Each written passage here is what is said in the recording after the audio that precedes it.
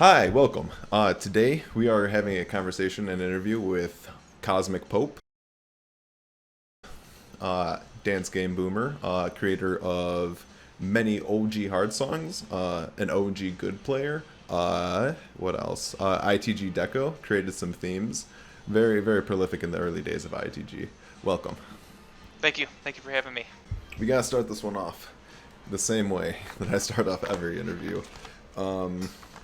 And that is, how did you get into dance games? Oh, yes. Let's go back to 2003, 2004. Um, Okay. it's pretty much the same as like most people. So I started playing DDR on a home version on PS2. Was hanging out at my friend's house and he had it in his basement. He had like one of those crappy plastic pads. And Beautiful. I'd seen it in arcades and stuff before, like movie theaters, and thought it was the dumbest thing ever. And obviously, once you play it, Really? you're like, "Oh no, I'm hooked." That's how I was with RuneScape. Yeah, it gets you. And Okay. man, that's where it started. Mostly a home player for a while. So had like the plastic pads would just destroy those, and then eventually got one of those foam red octane pads. Um, Okay. and the trick was like, cause like if you played those, you'd also destroy them as well. Like the plastic would rip or something. But Yeah. they had a 30-day warranty, so if you broke it within that window, you could get another one for free. I did that like 5 or 6 times. I just kept getting free pads. That's awesome. Then you just keep wearing them down. Yeah, That's funny. That's fucking funny. I wonder if they had like at Red Octane. They're like, this is that guy that keeps like returning them. yeah, they definitely Uh, lost money on me with those. I mean, they're probably not that expensive to make. Maybe I don't know how much they cost. It's pretty much the same as a plastic pad, I would think, plus whatever the foam insert is made Okay. out of. Foam can't be that expensive, right? I don't know. It was some nice foam, high quality. Awesome. So then, how'd you get to the arcade settings? Like, where did that transition come in? Um, that still took a while. So I played on like the Afterburner, like pseudo metal pad, and then a Cobalt Flux. It's Oh kind shit. of Okay. working up towards like the arcade experience, and then Hmm. eventually just kept breaking those things. So I was like, okay, I need something a little bit more industrial strength, and How'd went you to break a play. Cobalt Flex? Like the whatever that metallic sensor covering was getting like worn down from playing on it quite a bit. Damn, it's impressive.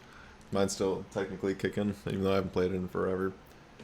Um, okay, so then, what kind of arcades were you at? What made you take the venture out into the arcade world? It was pretty much in the groove, I think. I didn't play DDR that much in the arcades, but in the groove there was a machine in People's Choice, Waukegan.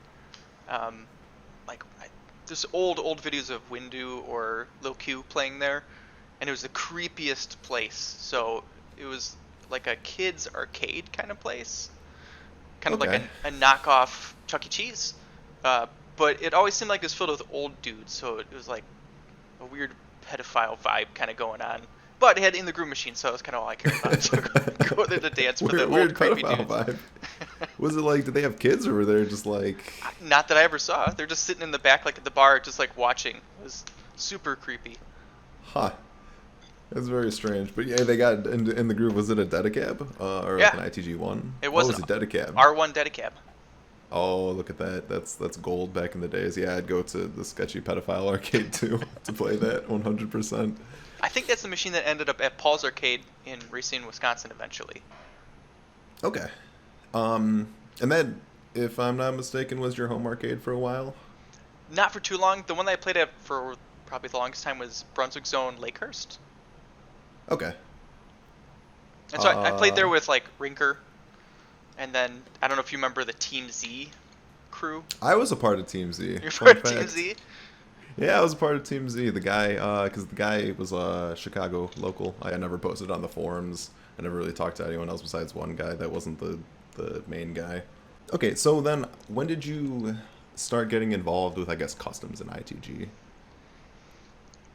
Pretty much when R21 came out. Okay.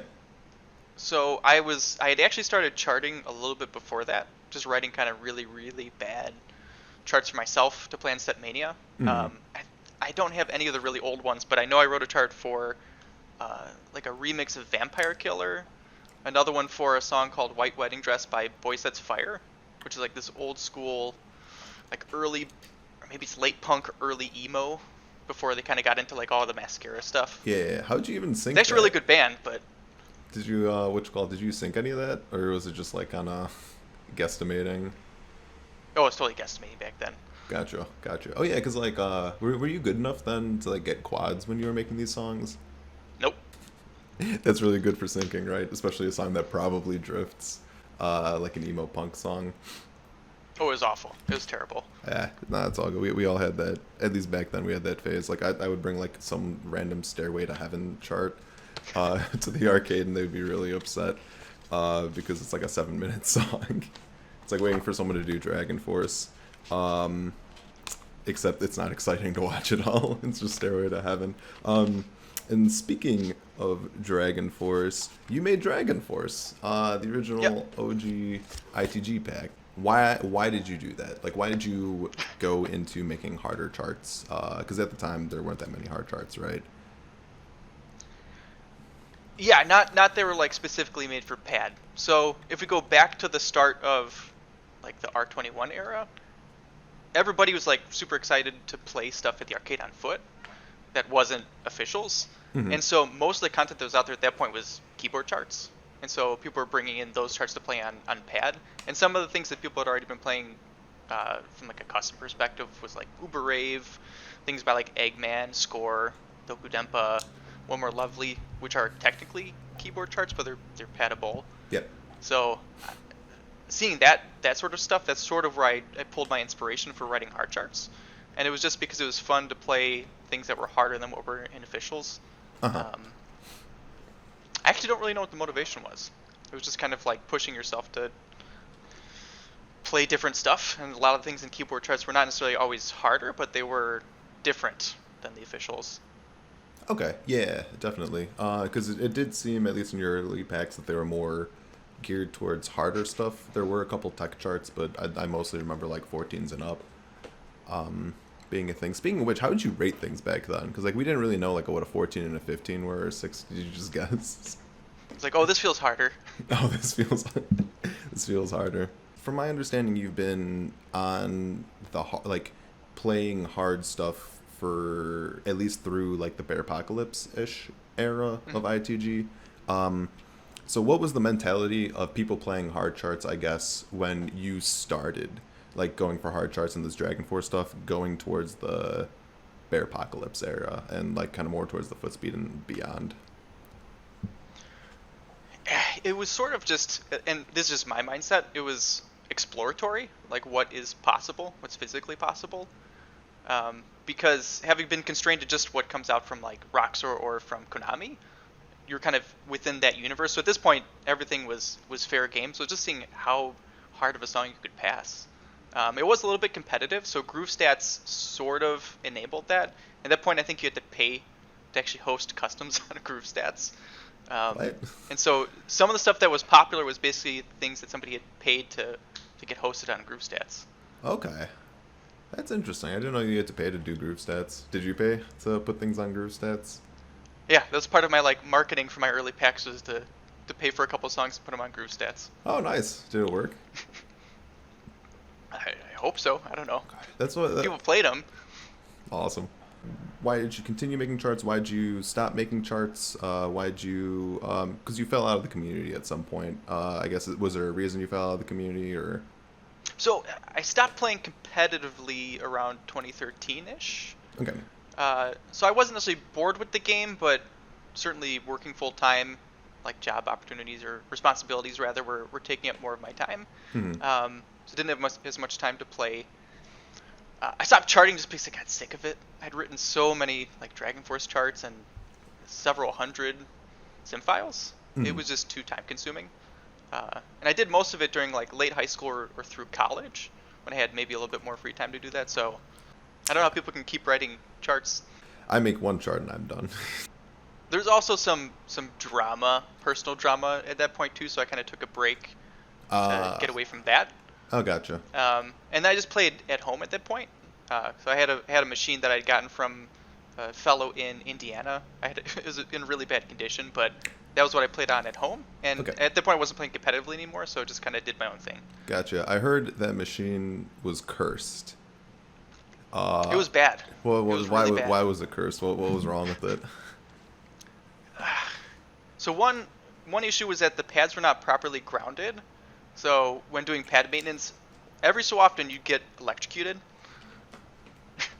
Like just a little. I mean, it was a little like zap, yeah. So that part was shocking. And then if you open up the back of the machine, the sound controls were just dangling inside the cabinet, Oh. like duct taped to a piece of cardboard. What the? And there's frayed wires everywhere. There was a hole drilled in the side of the monitor housing, where if I remember correctly, the guy said that there was a switch installed on the cabinet that controlled a fan in the arcade, or something super jank like that. It was a really ghetto cab. What the fuck? Was this a dedicab? It was Oh, at some point. Jesus Christ! How the fuck does that even happen? Like, why would you even remove the soundboard? Why would you even like do a thing where like there's a fan connected by Jesus Christ? Did you ever get to talk? Did you ever get to talk to the previous owner and be like, "Yo, dude, what the fuck? Why'd you do all of this?" I didn't talk to him for too long. I don't know if he really wanted to talk to me anymore, because like when we went there to go pick it up and pay for it, so at that point, like, I'd never had that much cash on hand before. Yeah. So I paid like $4,500 for the machine, which is probably way too much. I think they're worth more than that now. So it's fine. Okay, maybe it was a good deal. But at that point, I was like scared to have that much cash on hand in my house. So I'm like, where can I hide this where nobody will ever look for it? So I took an empty box of tampons from my sister. And I put the cash in there, and I like kept it in the bathroom hidden there because I was super paranoid about it for some reason. And when I paid him, I just handed him the box Why'd just you to see hand what it his to reaction would be. Why did you take it out of the tampon box? Oh, he took it out eventually, but like it was more fun to be like, "Thank you for this dedicab. Here, I'm paying you." Yeah, and just hand him a box of tampons. It's like a really shitty drug deal. It's like, oh, the money's in the tampon box. Oh god, that's fucking funny. Oh, that's. Sorry, that's like. So maybe I deserve to be cursed for paying with That's. $4,500 in a tampon box, but Yeah. the machine was a piece of shit. You know that guy, like when he drinks beer with his buddies, he tells that story. Yeah, I probably wouldn't want to talk to a kid that paid me in tampon box either afterwards. So did you end up fixing up that cab? Yeah, I did some work on it, got into playable shape, and the pads were decent for a while. The monitor crapped out, and so at some point, and I think this was with Arvin and Aoreo Jim, were visiting, and it was already sort of like the screen was shrinking horizontally, and then eventually it was like 1 pixel wide, right? And it's like, what are we gonna do? Because they're visiting for, it was like a week or something. So we went to Walmart and bought like the cheapest television we could, and then Arvin and I just gorilla taped it to the outside of the cabinet. That's funny. Do you have pictures of that? I'd have to find them. Absolutely. I know I sent Arvin a snap at some point because like a week later, it fell off. So I just took a snap of like the monitor on the ground. Oh no. So then, what happened to that machine? Did you just like sell it eventually? Yeah. So I moved out to Washington end of 2019 with my wife. And before moving, I sold it to a local dance game player, and then he fixed up some more. So I think he put in like a Wells Gardner monitor into it and actually installed it properly. Okay, that's good. Which player was it? I don't know what his tag is. He's a local Illinois player, Ice Cream Man, or something like that. Ice Cream. I don't know who that is. He's a local ITG player. I don't know if he was like active in the community, but he did play. On the topic of machines, so here's an interesting observation. So Illinois back in the day seemed to have one of the densest collection of in the groove machines, partially because of Brunswick Zone. They're in all of their bowling alleys. So there was like a machine at Oak Lawn, Naperville, Roselle, Woodridge. Mad had his own machine, and then eventually Brinker had his own machine. Yep. And then there was like Dark Link had his own machine in Chicago. There's another one at the U of I campus in Chicago, or there's another one downtown. There was like DePaul. It was DePaul. Yeah, it was DePaul. It was DePaul. Yeah. There was a shit ton of cabinets, and so a lot of the Illinois players played on different machines, in different locations, and I think this hasn't been tested scientifically, but I think getting experience on a lot of different setups and machines was helpful for tournament play.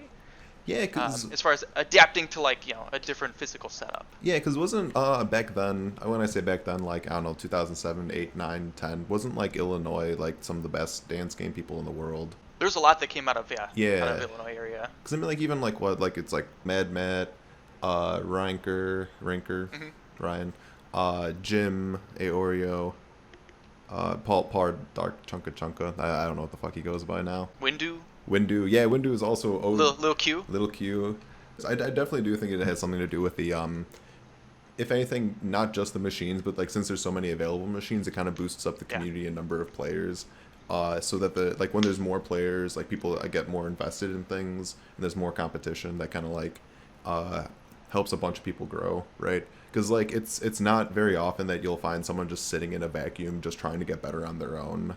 Usually it's like a group of people that all kind of like band together and compete with each other and then push their skills past that. That's kind of like what my impression of like you, Jim, Ryan, and all those people, and Mad Matt back in the day was. Yeah, it was pretty competitive, and I think people played a lot just because there was access to machines. But I don't know, it's gotten crazy at this point. I don't think I could touch any of the scores that people are throwing out now. Yeah, it's pretty wild. They only had like 10 years to play. Yeah, maybe. Speaking of that, what was the competitive scene like back then?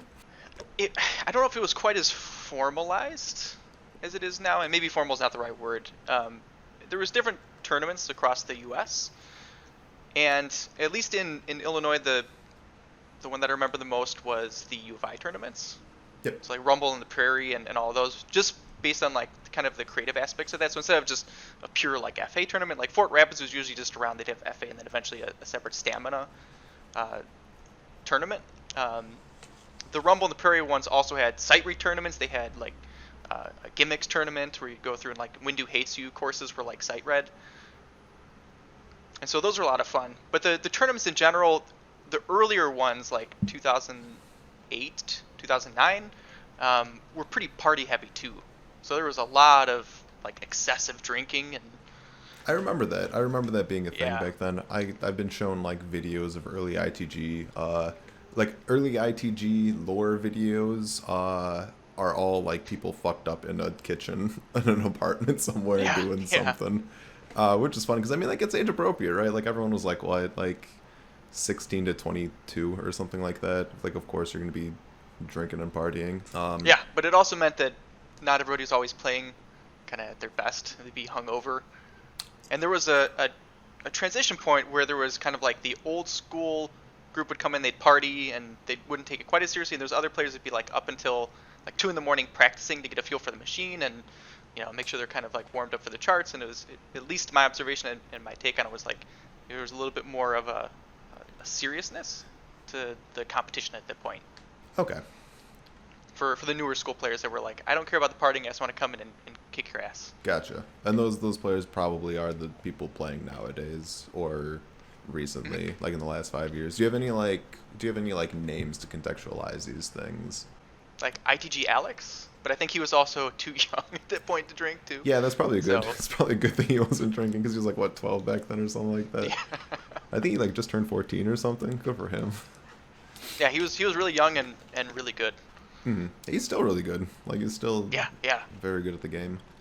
Even though I think he's like taking a backseat to college, which absolutely. If you're an aspiring ITG Tech FA or stamina person, college is more important than dance games, 100%. I got a bunch of shit here that I had written out too. Oh shit, you have stuff written out? Hell yeah. Make my job easy for it. Just fire away. I'm just gonna. I had to because it's been like 15 years since a lot of this stuff happened, so I had to like. I'm just gonna lay back, interview yourself, man. So, Cosmic Pope. Where did that stupid ass name come from? Where did Cosmic Pope come from? So, being a high schooler at that point, it's actually taken from a song by a band called Daniel Lioni, which was a side project of him. Okay, yeah. The Heartogram. Yeah, the Wings of a Butterfly, I think they made. Yeah. I remember opening so many MySpace profiles back in the day and being absolutely ear blasted by Wings of a Butterfly. So it's a side project of that band where like I think the guitarist was the singer was the drummer. They like all swapped, Okay. positions in the band. And there was a lyric that's like, nothing seemed to be enough. I had to take a lot more dope. Then it all got too rough. I had become a cosmic pope. Oh, that's cute. That's a cute little. So it's a drug reference, and I wasn't taking any drugs at that point in my life. So it's more of like, oh, this sounds cool. And it had like this artwork of a pope with like a space helmet on that I thought was neat. At one point, I actually was gonna paint it on my wall. Really? To my parents' disappointment. And I came home from college one time, and it was like, at that point, I'm like, in my head, I'm thinking, oh, I'm gonna come home, I'm gonna like sketch it out on the wall, and then I'll paint over it. And when I came home, my dad had repainted my room poop brown. Oh. Oh. It was like the worst color. It was very, very warm. Ugh. In a not good way. And so I actually sketched it out, so I had like a 4-foot penciled in kind of version of the Cosmic Pope, and I just never painted it. I'm sorry. That's unfortunate. Just kept looking at it, I'm like, it's too poop brown. No, emo music can't be poop brown. No, brown is nowhere in the emo canon. What other things you got? Speak your piece. I guess chart authoring in general. Let me lead you off. So let's Okay. talk more about charting. Got Yeah, it. so we talked about a little bit around like early charts were super inspired by keyboard charts, right? Because at that point there wasn't a whole lot of user-created pad-friendly content. Yep. And so all the earliest charts were like, you'll see it like they're really, really jump heavy and almost awkward leads. So, which is clear inspiration from keyboard charts. So like, and even some of the earlier Dragonforce charts were a little bit jumpier, due to that inspiration. Mm-hmm. And at least when I was charting, the first times I ever noticed like pitch relevance was holy orders, which I think is a Duck-a-Muck chart, which is kind of like an aha moment to think about patterning in streams. But pitch relevance had been around since like keyboard chart era, so it wasn't anything new or original that like, I or other authors came up with at that time. Yeah, that's interesting. I didn't know holy orders was pitch relevance. I mean, not perfectly so, but there's some parts you'll kind of hear like the shift in direction matches the music. Okay. And I don't know about the keyboard chart era, but like early, I guess before even hard charts, early customs, popularity was driven by group stats and what the popular players were playing. Like if Callie misplayed something, usually everybody else would want to get that chart and play it. So I think part of the reason that my charts were played a lot was because of the way that I like marketed them. Okay. They weren't necessarily good, like objectively good, because I paid to put them on group stats. Callie misplayed some of them, like the Dragonforce charts. Yeah. And then the packs, when like Cosmic Incarnate and Reincarnate, the early ones, I stepped a pretty big variety of music stuff that you'd be like, why the hell have you been stepping this? Just because I wanted to have like a big variety so that there'd be something for all players or more players. Yeah, so something like if you put it on the machine, everyone has something, so people are like motivated to put it on the machine, if that makes sense. Yeah. Was advertising to Cali Mist intentional, or was that just something that you happened to notice about your packs? I don't think it was intentional. I think he played like a Dragonforce chart or something early on, and then when I got to like know him personally, then I'd ask him to play stuff. But I think it happened a little bit more organically at the start. Okay. Oh, Zaya really likes your SPEEDCORE 2 video, the trailer for that. It's a very good trailer. If you haven't watched it, go watch it. I'll link it in the description. Were you the first person to put trailers to your packs? I think there was one for SPEEDCORE 1 that Rinker put together.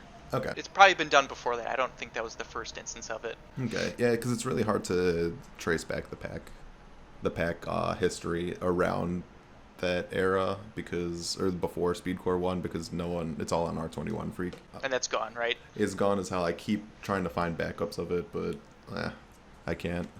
So R21 Freak, in my opinion, was like the first scholarly approach to chart authoring. Okay. So prior to that, people just like writing stuff, and it maybe wasn't quite as academic. Yeah, but R21 Freak had like contests, and people would give feedback on charts. What do you mean by like scholarly?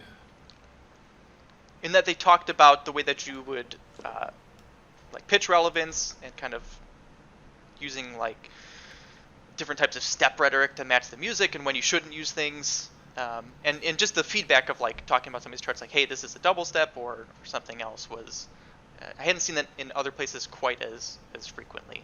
Were there other step charts for ITG custom specifically that you like looked up to or were inspired by? Oh yeah, I stole from everybody. Oh, nice. An honest artist. Yeah. Early on, so like I used to play with Rinker a ton, and he was putting out like these hard style packs, and so took some of the inspiration from some of those charts. Later on, obviously pulled from stuff I saw in like the R21 Freak charts or things that Mute put out, and later on Mad Matt.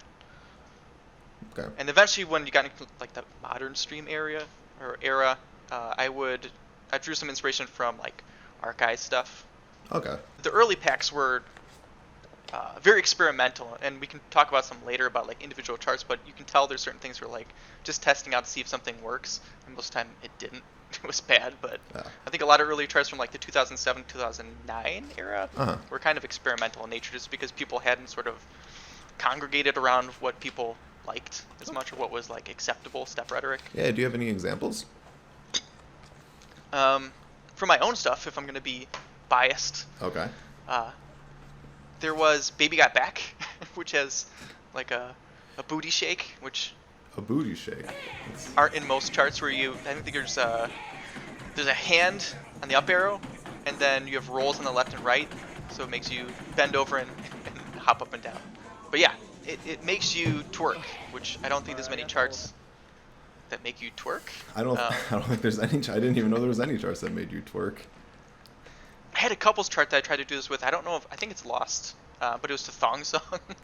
Okay. And it had one player I think they did the hands on the up arrows of player 1 and player 2, and then they were like doing the splits on the left and right on both pads, and those are rolls. Yeah. So they're doing like a really, really wide twerk, and then the player behind them had rolls on the down arrows for player 1 and player 2.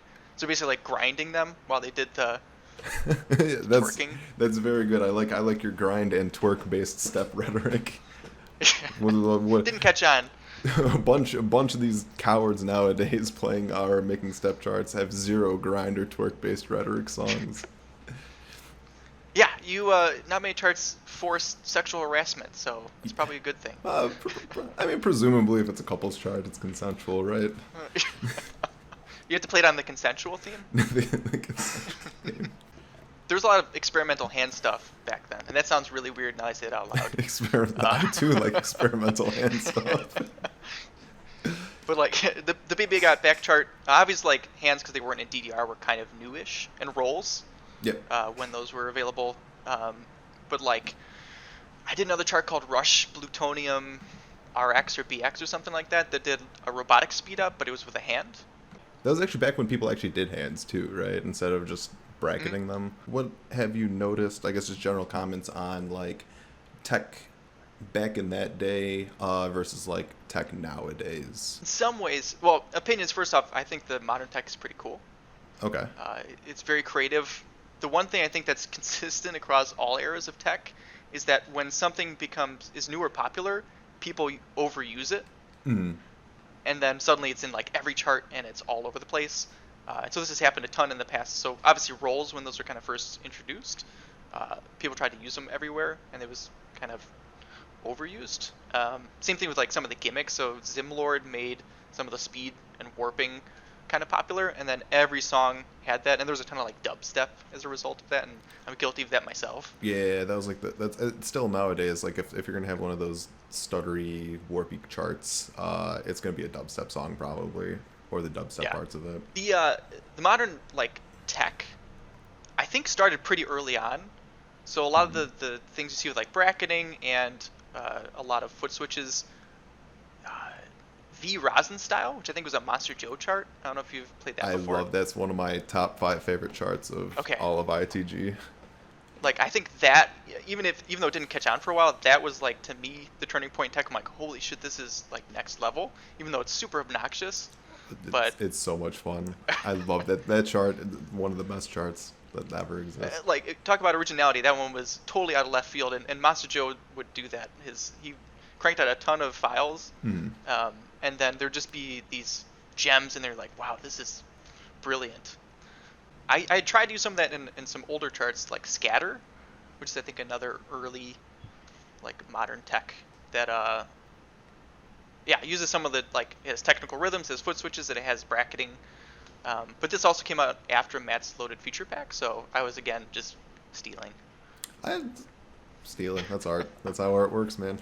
Instead of stealing, you can call it refinement. That's a nice way to call it. Refinement. Yeah. But aside from like the bracketing, there was also some experimentation around different like syncopation or using like 192nd notes to obscure the rhythms. So I did a pack for a Site tournament in Canada in like 2010 that eventually became J-Core Pop, even though it wasn't all J-Core. And there was a pack called Osakan Bash Rhythm that used some of these like techniques, and that like the use of like teals to obscure the rhythm. I picked that up from Flair, who was another Canadian player back in the day. Was that just for like why was it just for like Site tournaments?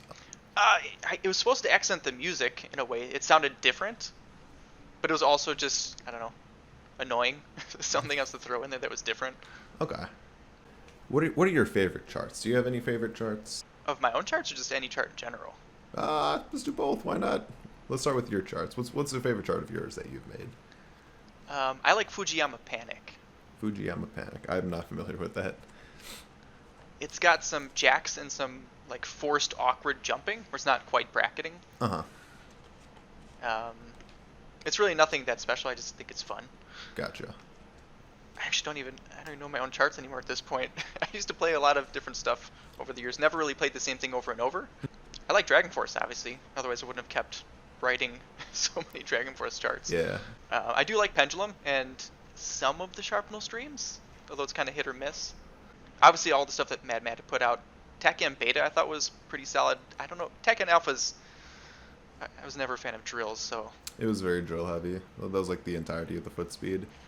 Did you have anything else you wanted to say about step charts? Or last thing I guess was I worked on Step It Up. I don't know if you ever. Is that the Jewish dance game? Yeah. Okay, tell us about the Jewish dance game. The person who made that reached out to me and was like, "Hey, I'll pay you to write charts. Are you interested?" It's like, okay. And I wrote a handful of charts for it, and worked on I think some like video cutting kind of stuff for it. Oh, you worked on video editing? Yeah. Oh, really cool. Which charts did you do in video edit, if you remember? I don't even remember it all. Just know some were done by the Cosmic Pope. How much did you get paid, if you don't mind me asking? I don't remember. I think it was like $50 for a song. Oh wow, that's pretty good. Maybe. That's pretty sick, honestly. Yeah. It wasn't bad. Damn. That's lit. Do you have a copy of it somewhere? I don't think so. I'd have to dig around and see if I can find it, Okay. but I'm pretty sure you have to buy it to get it. You can't torrent it? Yeah, they've moved on to better things. I don't think there's much of a Jewish dance game scene anymore. I hate to see it. Tell us about Team Dragonforce. To make me look like I asked the question. the most serious thing about dance games, right, were the teams, and obviously Team Dragonforce was very, very serious. Yes. Okay. It didn't start as... Actually, yes. Could you preface, because teams don't really exist nowadays. Could you and the newer viewers probably don't remember what teams were. So what were teams? What did they do? Why were they created? Teams were gangs for nerdy dance game players. Nice. But really all it was, and it was just like people pledging allegiance to a made-up group, and then having like internet battles on it. And really in practice the teams were just people that were friends or knew each other. And so it really wasn't as serious as it may have kind of appeared online in forums. Gotcha. So like play. For those that may have taken it too seriously. So like play shit talk, basically. Yeah. Okay. Yeah. And it all started as like a shit post on Air in Japan, or maybe it's ITG Freak. I think came from like the Dragonforce like customs score thread or whatever. Mm-hmm. And it was sort of like pretend gatekeeping, like you can't join the team. No, you have to. So then you're on Team Dragonforce, or you were. Did you create it? Who created it? Well, give us the background behind Team Dragonforce, and then like how that all played out. I actually don't know who created it. I don't think it even was me. It might have been Phil or somebody in the thread who was just like, this is a team now. And I think it probably started as like making fun of Team Z, or was sort of inspired by that. Because, yeah, I think, because the other big team at the time was Team Murder, right?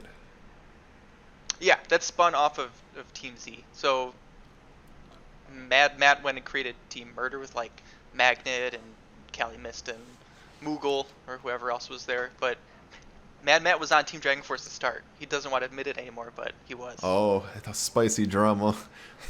Yeah. So it was just an excuse eventually to hang out and have meetups. We'd do like Team Dragonforce meetups, was just get people together, go to the arcade for a weekend and play. Did you ever officially disband Team Dragonforce, or did it kind of just fizzle out? It fizzled out, but Team Dragonforce never dies, so That's good. if you're on it for life. Was there actually, was there like real beef between Murder and Dragonforce, or like, okay, that's what I thought. At most it was sort of like good-natured competitive stuff. Mm-hmm. So somebody get a score on the other team, and then the other team would want to try and take the score. That's cool. Or you'd boast about your scores and be like, yeah, the other team sucks, Team Murder. So I guess that's kind of like the ITG predecessor for like things like Jedge Crew or like FOF, if that makes sense. Yeah, probably. Maybe less meme heavy, although there were some that came out of like the Team Dragonforce stuff. Like Eat My Fruit was from that era. I don't know what. Explain to us youngins what Eat My Fruit is. I don't even know. People probably don't even say it anymore. I don't know if people ever said it. Phil maybe did. But anyways, I used to bring a bowl of like the fresh chopped fruit to the arcade sometimes and munch on it. Okay. And I went to, I think it was Roselle, and met up with Chunka. And at that time, he was a very picky eater, and he didn't like fruit. He pretty much just ate bread and ketchup. So it's like, Paul, or Dark Zuzu, why don't you just eat my fruit? Come on, just eat my fruit. And he didn't want to. And I like chased him through the arcade trying to get him to eat my fruit.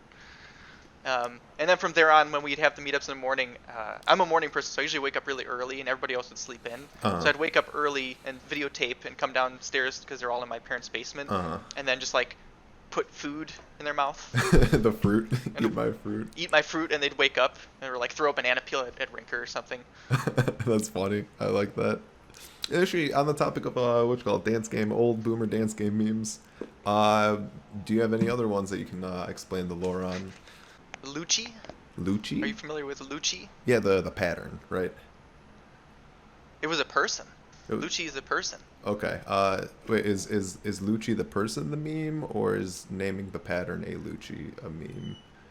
I think naming the pattern a Lucci is the meme, but it started that there was a player named Lucy.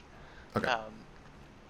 And it might have been at Bearpocalypse, but I just kind of spat out this sort of like dumb thing I was thinking, where I'm like, yeah, every time I see the name Lucy, I pronounce it Lucci.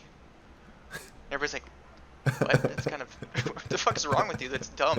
And then for whatever reason, That's not it just dumb. kept getting repeated because it was so stupid. And then Lucci eventually became the name of like the patterns in, I think it was Marinucci Survivor. Yeah. How did that connection get made? I have no idea. It had nothing to do with the player. The player is a completely innocent bystander in all this. Yeah, oh yeah. I maybe initially I don't think she was even aware this was a thing. And if she is, I'm totally sorry, Lucy, like that you had to go through anything. But it was just a dumb thought at one point. Like, oh, it looks like you should pronounce it Lucci. Well, actually, speaking of the memes and you describing them, in my notes I have something written down, and it says, "Ask about Puma Tapers." Yeah. So you know how athletes do, like they used to always appear on cereal boxes as like a sponsorship? Yeah. So Puma Tapers are the dance game version of that, where Cali Mist was the athlete, and he's actually like a real life athlete. If you ever meet him in person, the dude is incredibly fit and like a fantastic long distance runner. He played in Puma Tapers, and people saw that because he was like one of the dominant stamina players at that point. Everybody's like, oh, if I get those shoes, I'll be that good. And then everybody wanted them. But this was also towards like the end of the run of like Puma actually producing the Tapers. And so it became harder to find them in stores. And at that point, I started looking on eBay and just would search Puma. Mm-hmm. I would find like mislabeled, sales for like shoes that weren't like listed as a Puma Taper, and I'd buy them for cheap and then turn around and sell them. Nice. And so I did this kind of game of buying for cheap and selling to the dancing community for a couple years. Probably made a couple grand. What? Off of Puma Tapers? Yeah. Jesus Christ. Would like buy them for like $25 and sell them for like $200. God damn, 200 for some Yeah. Pumas. Damn. Pretty awful for your knees. They have like no padding. They're like a track warm-up shoe. That's the thing. That's what I never like understood about like the except for like modern stamina, like the soulless um dance game feet wear. Mm, Like Mizuno's is another one. Like I feel like you're just gonna like hurt yourself with the hard stepping. probably, but Cali Mist had them, so I gotta have them too, and I'm gonna pay whatever it takes to get them. Were you behind Mizuno's too? Like I have this image of you as like this underground king of like an influencer for dance game shoes. No, no, I don't know who started the Mizuno's trend. Any other memes that you want to explain? Oh, so Rinker's machine that he bought. Originally, I was gonna buy that machine, and then I decided not to because like financially, I probably shouldn't. Yeah. And so he went and bought the machine, and on his machine, he had the theme. When it described like the location where usually people would put the arcade name, he put Cosmic Pope Hall House, even though it was at his house. And so I think a lot of people that watched his videos thought that it was my machine. I definitely thought that was your machine. Yeah, 100%. it was not my machine. Oh. And I actually have no idea why he did that, but yeah. Do you have any spicy machine lore about the machines in the Chicagoland / Wisconsin land area? Well, the one was that People's Choice machine, I'm pretty sure was the one that ended up in Paul's Arcade Uh-huh. in Racine, which then a player bought and then it got lost. Lost. So Like probably destroyed. what do you mean by that? I don't remember the details, but I know he had purchased it and was like storing it in a warehouse somewhere.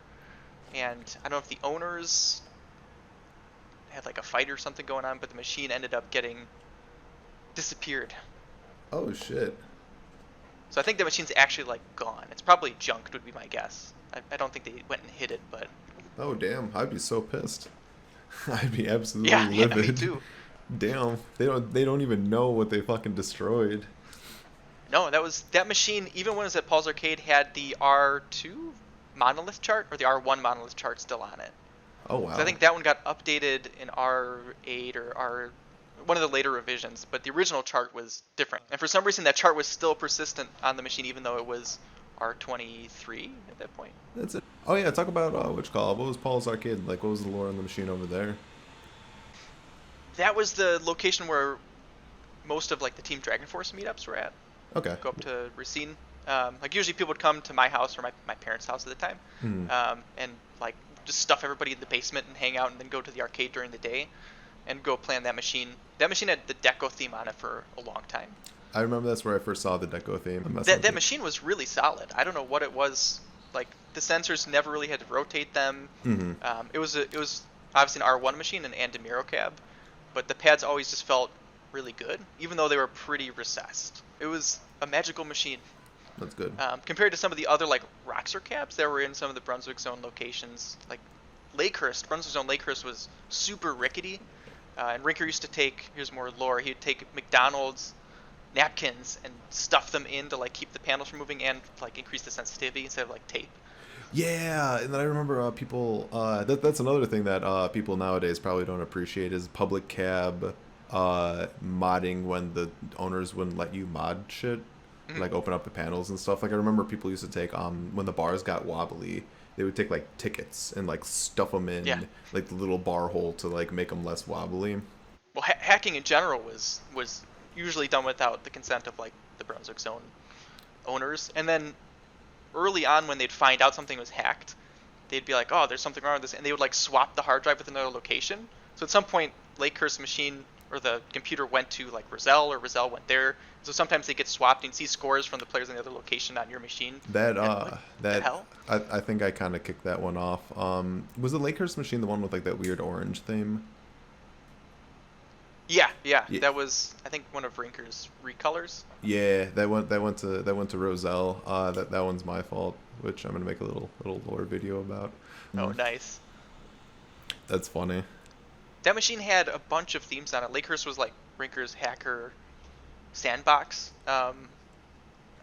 Some of these, I don't even know if you'd be able to find them anymore. The first custom theme you put on there was Obscurity, which is like a dark red theme. Obscurity. Oh, I remember that one, yeah. And then that orange theme, and there was also like a pink theme for a little while. I remember the ITG. ITG Ping thing was good because it had the in the menus it had like bonkers, like the bonkers mixes. It had bonkers music, and this is a great time to transition into themes. We are going to look at ITG Deco, created by Cosmic Pope. Any other purple theme just doesn't add up. Okay, so this is ITG Deco. As I'm kind of like idly going through this, talk about your inspiration, where this comes from. What was the context? First of all, why did you make this theme? Yeah. Why did I make it? I was sort of like experimenting with theming at that point, so there was a lot of recolors going on, and I wanted to try my hand at it, and I wanted to make it a little bit more than just recoloring stuff. Yes, so I always liked the Art Deco aesthetic, and at the time, like BioShock had just come out not too long before, and so that's actually what the background video I think is from is BioShock. We're gonna watch it go into attract mode in a second. Yep, there we go. The classic Roxor game development screen. It's beautiful. Playing some Caravan Palace. The background is probably This is from that one song. That, Panic at the Disco. Yeah, Panic at the Disco. Something Mona Lisa. Right. Yeah, I don't know the exact song. But I remember it's steampunk and it's not even Art Deco, so it's like not quite the same thing. Back then, they're the same thing. Bad, they may as well be, right? I mean, like it's not that it's not Deco, right? So yeah, that was the inspiration. It was Art Deco and sort of BioShock at that point, and then I really liked Caravan Palace, and it had that sort of 40s or 20s to 40s era.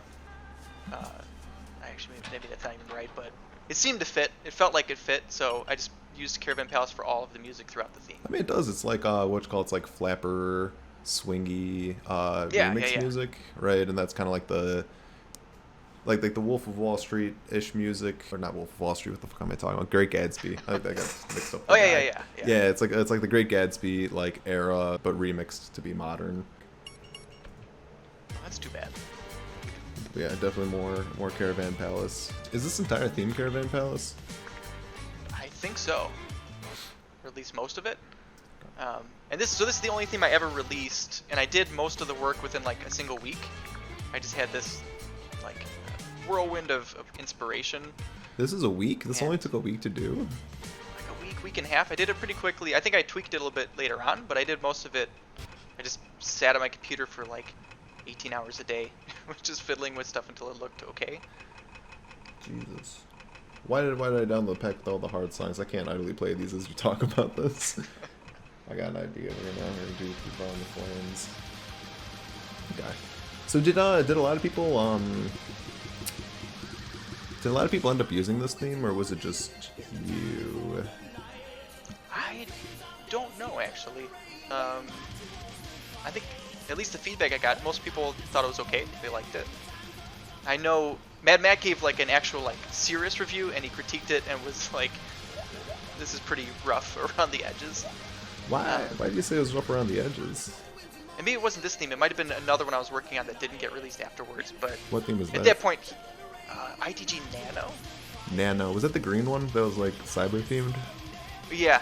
Okay.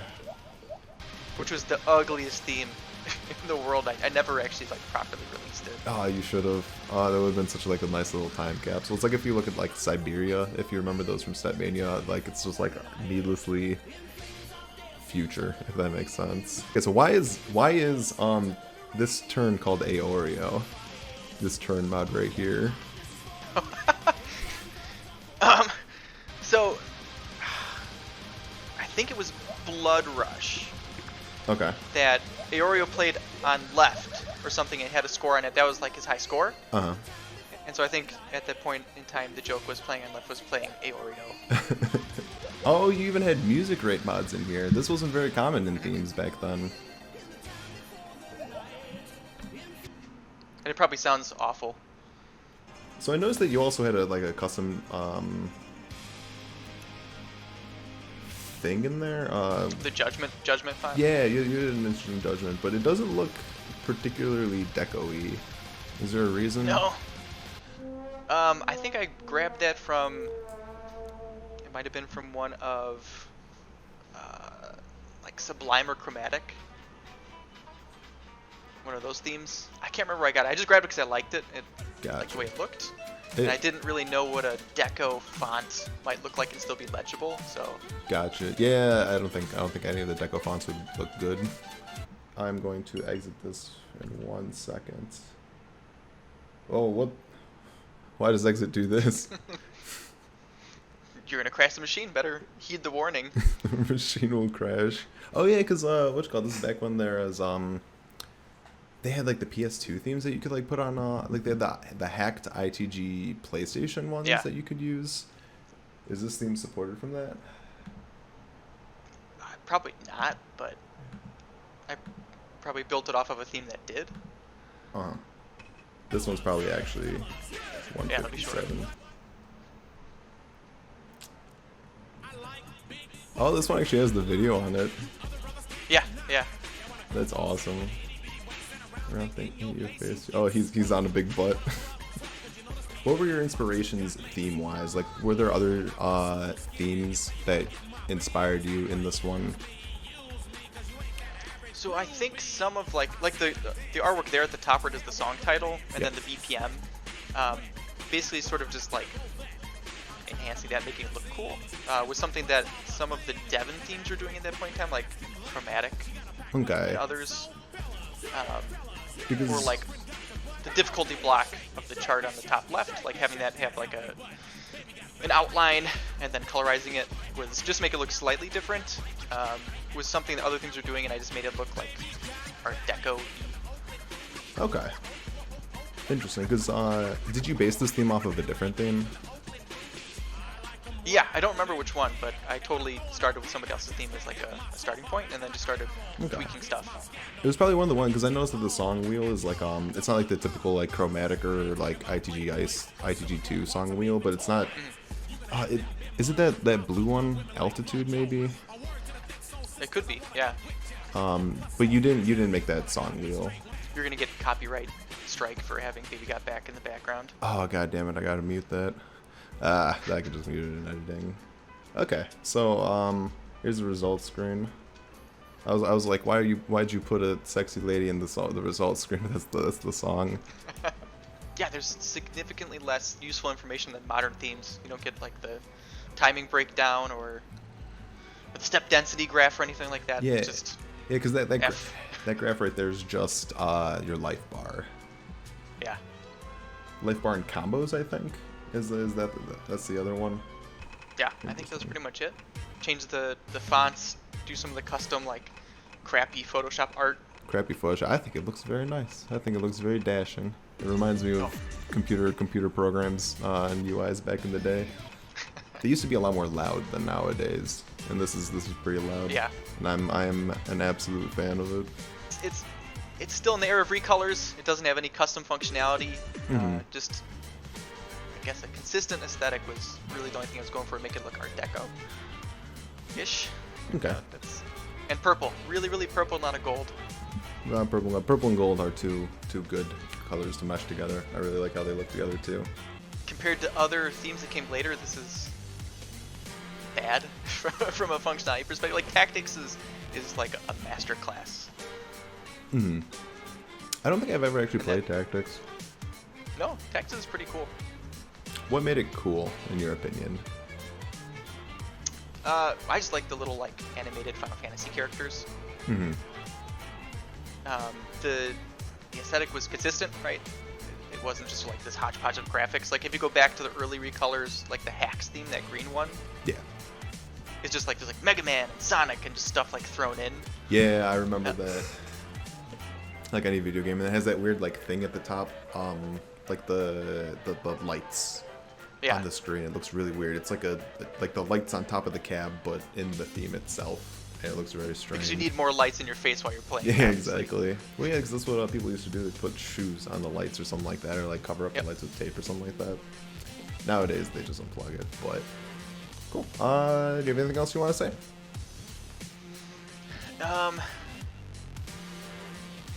The updated Dragonforce pack that I never released. You had an update in Dragonforce Dragonforce 2013. Yeah, I rewrote or did like rewrites of a bunch of the original charts in 2013. Maybe it was like late 2012, and I was planning to release it, and I got bored with writing charts. And at that point, people were also like the interest in Dragonforce was waning, so I just never released it. But I actually am sitting on like 20 unreleased Dragonforce charts. Are they done? Most of them, yeah. I mean, there's some cleanup that probably needs to be done, but maybe they'll come out in the future. You should put them out there. Like that's a nice little thing of like unreleased ITG lore right there. You've probably seen some of them. Like I know Chunka plays them sometimes when he streams, so he has copies of the new files. Oh, does he? Oh, exclusive only for Team Dragonforce members. Well, he's like the #1 Dragonforce fan, so if there's anybody who's gonna get him, it has to be him. Absolutely. I think he still actively plays them too. Dragonforce chart. Hi, you may have noticed that we are wearing different clothes. It's because Brandon found his old ITG Nano theme, which has not been released. Don't think so. Perfect. So now we get an extra special, in-depth ITG unreleased ITG Nano theme. That wasn't even a sentence. Okay. It's loading. Here we go. Roxer screen. Then. So, okay. I love that too, by the way. That's a really good too. Okay, first of all. A lot. 616, so it's a satanic reference, and I have to be wearing a Satan shirt, so goddamn am I appearing real evil right now. You're the most evil person I know. So why did okay, for this, what was the goal with this thing? What was your artistic direction? So I wanted something that was kind of modern and futuristic. So I kind of liked ITG3 theme, but I also didn't like the presentation. It was too much. And so I'm like, oh, I can do something better. And then I ended up doing something that was a little bit too much. So didn't really succeed in that, but I wanted something that's a little bit more modern and something kind of different from ITG Deco, with a little bit more like custom art in it that made it look custom. Okay, so this is In the Groove Nano.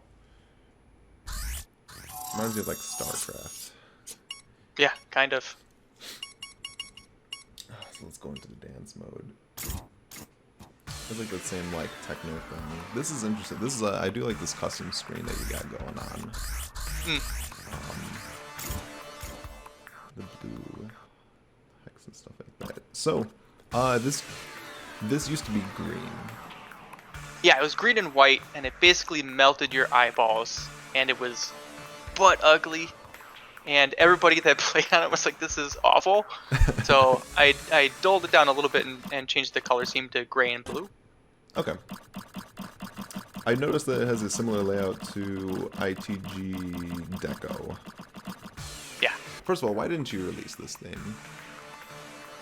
I don't know. I probably just forgot I was working on it and never came back to it. Oh. It was a while ago. Yeah, I actually don't remember why I didn't release it. Okay. That's it, because it seems mostly completed. Functionally, it's there, and it's got a lot of the visual aspects and kind of assets already in place. But like that last 5% is always the hardest part, or at least was for me, with like getting things cleaned up, making sure like the alignments are right, and any little bugs and things that popped up. Yeah, because it's not the fun part of it. So I didn't. It never came out. Are these custom? Are these custom, like the BPM, you know, round one? Are they custom fonts, or did you get them from somewhere? Probably got them from like Defont or 1001 Fonts, whatever the sites were.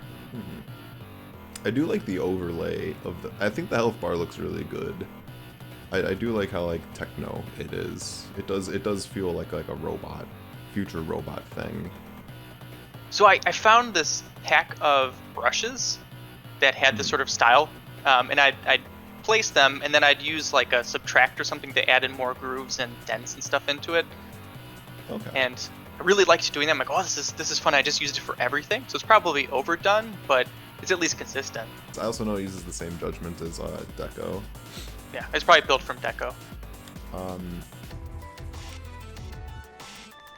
But what this, oh, that was really cute on the success, on the S in the success, there was like 2 arrows. To show this is a dance game font, but I think you honestly kind of nailed like the 90s sci-fi computer game aesthetic with this one. It's kind of like if you took ITG and then you made it into like a Borg, and you just put that like metallic eye patch on it. Yeah, exactly. It's like exactly like that, and I think it's really cool. How do you, when you make a theme, like how do you decide what you want the menu theme songs to be like? So for Deco, I don't know if there was a whole lot of musical choices for that to fit that kind of era of the Art Deco. That wasn't like truly old timey. And Caravan Palace was, you know, I really liked Caravan Palace at the point. So it's like, this is easy, just pull tracks from them. For this, didn't have the same sort of opportunity. So I just went through and picked stuff that sounded like it fit different screens. So I'd like, you know, go through songs and stuff that I'd probably torrented or I don't know how much I'd purchased at that point, and pick songs that seemed to fit the different screens or things that I liked, and put it in and test out and see if it works. It's kind of test and learn. Is there anything else that like a theme has that like people actually care about? If you finish like a set and you go through like they're going through like the score loop, there's also a secret advertisement in this one. Oh, okay. Let's go do that real quick. Or maybe fail a song.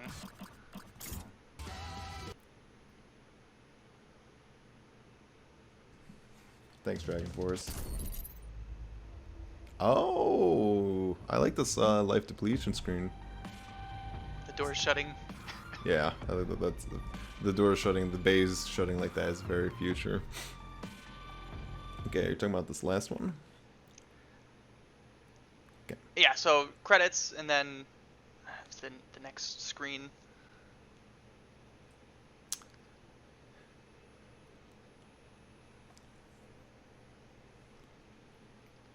Step artists. I guess so I use both my real name and my player tag, as though it's like 2 separate people. In memory of Rizwan. Who is Rizwan? Rizwan is in all of us. Do you want the story of Rizwan on here? Do you want the story of Rizwan on here? I don't think so. Okay, cool. We'll just put it in. Rizwan is in all of us, and that'll be like, okay, moving on. Let me get. But I think it's the next screen that I think that has the ad that doesn't fit at all. I like that D in Double Dance.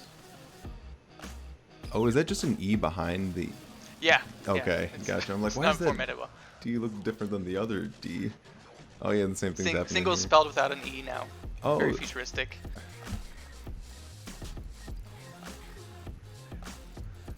The Meg stuff. I totally forgot the USB card screen. Yeah, you can see like the old Nano. I mean, we have screenshots I'll probably throw up on the screen too. What? Yeah, it doesn't fit. So I really like, I still do, and I really liked and was into Dark Souls at this time. And so I put a fake advertisement for it in there. And I was working for a short time on a Dark Souls theme. Oh. And I didn't get very far at all, but the only thing I really got through it was like when you died, it just said like you died, and it did like the the black bar with red text. And that was pretty much it. And I was like, I don't want to do any more of this. I'm done with themes. Oh yeah, so you also sent me 2 more mock-ups, ITG Astro and ITG Neon. What was the goal behind those? I presume that they're not made. No. I might have made some assets for them or started building out some stuff, but it didn't get around to actually putting them into a theme. I was trying to do it, think of like other theming ideas. At that point, I was kind of really into it, and I thought it was a lot of fun. And until I didn't, and then stopped doing it. But the ITG Neon, I was almost thinking of something like Tron or Pac-Man. And that sort of became ITG Astro, which is a little bit like that. And again, it's sort of blue, but it was almost Dead Space inspired a little bit too. It didn't come to fruition, and it didn't have kind of a coherent aesthetic, but was just playing around with these different ideas and had a couple mock-ups and things for it. And then also started doing another Deco follow-up that was almost like Art Deco, but like Red Army Russian style. Oh, honestly, that would have been a cool one, aesthetic wise. But I didn't really know what else to do with it other than like the little banner I made, so I was like, fuck it. Just drop it. I like how you're choosing a lot of colors that people don't typically throw in themes. Well, actually, wait, no, that's not even true. You do blue and red; those are the only theme colors Yeah. people used. That's getting edited out. Can't let everyone know that I'm secretly an idiot. Yeah, thank you very much for this conversation. It's been very exciting to learn about like old Dance Game Boomer lore. My pleasure. Thank you for having me on. Oh, Hopefully, this will be interesting for anybody who wasn't around during that time absolutely, to I think. hear how weird and lame the dance game roots are. So then, yeah, I guess that's that.